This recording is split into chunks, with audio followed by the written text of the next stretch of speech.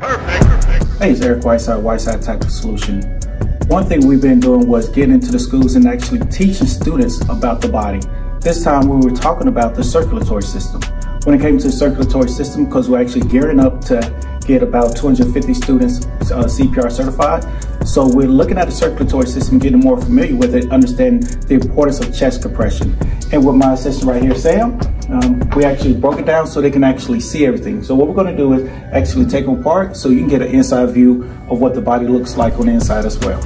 So remove the chest. Once we remove the chest, if you notice, the lungs are actually exposed. So you have the two lungs that we're normally used to.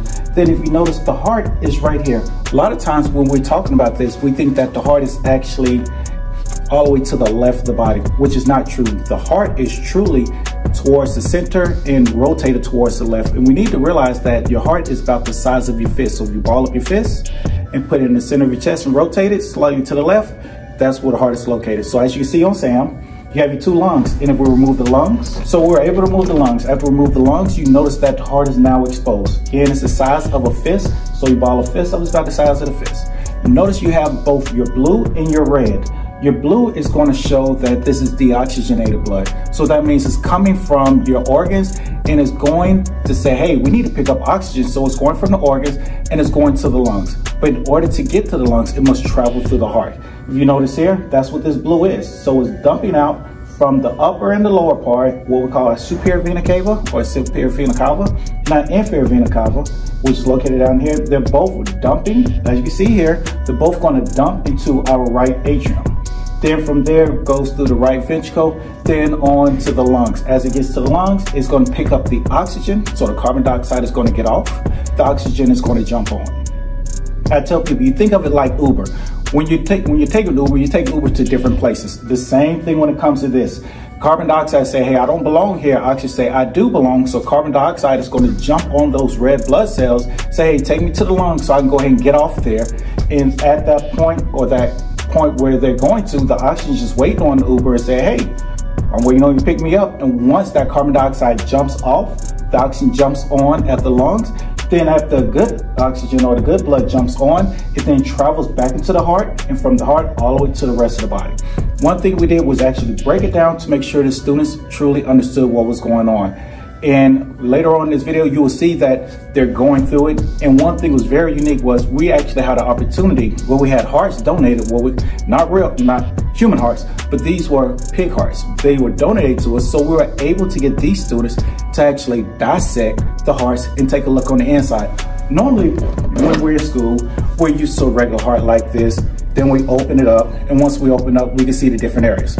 But for them, they were able to use the model first. Once they were using the model and they became familiar with the model, we then slowly introduced an actual heart. And they were able to dive into the heart and take a look to truly see. Because again, this is the model, so they have an idea, but once they open it up, it's somewhat different, and they gave them an inside view of what's going on. These students want to go into the medical field, so us at Whiteside Tactical, we believe that we want to give them as much exposure as possible. However, before they were able to deep dive into the dissection of the heart, they had to identify the blood flow through the heart. Then after identifying the blood flow through the heart, just like here, we then gave them the sheep hearts, or the pig hearts. They were able to look at it on the outside, then be able to dissect on the inside. This is very important because if we're doing CPR, we must understand the reason for it. We have the theory of it, but to actually see it hands-on and live, like, okay, this is what's happening in the heart. Wow, this makes sense now. That's why it's important to get this hand-on exposure. And us at Whiteside Tactical Solution, we believe in having the theory portion, but having the hands-on portion as well. So if you're ever looking for CPR, you want to dive into a dissection with us so you'll get a view of it, let us know. Once they mastered the blood flow through the heart, they then donned all their safety equipment or PPEs and began the dissection. First observation on the outside, then using the scalpels and other instruments to do a dissection. What we have right now are the students are identifying the major structures as well as the flow of blood through the heart. This is very important that they understand the blood flow prior to even starting into a dissection.